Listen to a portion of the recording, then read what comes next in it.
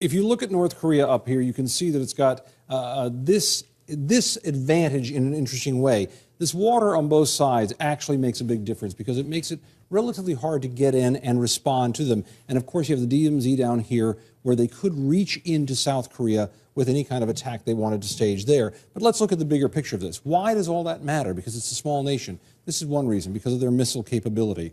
Some of their lesser missiles have a range of 435 miles. As you can see, that completely engulfs all of South Korea and reaches over here toward Japan. Their bigger missiles come all the way out here to 2,500 miles. We've talked a bit about the idea of something that could go all the way to the U.S., but that's sort of off the table right now. The technology doesn't look that good. But these are real.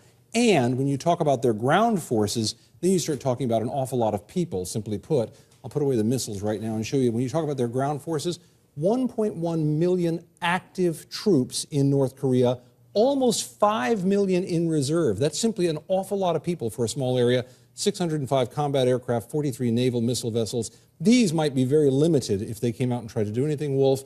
But when you combine it with all the artillery there, they actually have a somewhat fortified position, Wolf. What kind of defensive system does the U.S. have in the region? We have a lot of bodies there, that's for one thing. In South Korea, for example, look at this. 30,000 U.S. troops are stationed in South Korea. Some F-22 Raptors were sent there just yesterday. If you go to Japan over here, a very strong presence ever since World War II.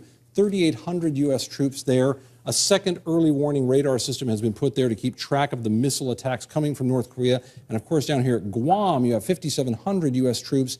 And this is one of the most important naval bases in the world for our long-range bombers. So there's a lot of force that could respond to North Korea here, Wolf. But what you're going to have is a push-pull between all of these forces trying to get in from all these different places if it came to that, and the conventional flow out of missiles from North Korea if indeed you move to a conventional war. Of course, everyone hopes it doesn't go that way, Wolf, but that's a bit how the lay of the land would be if it did.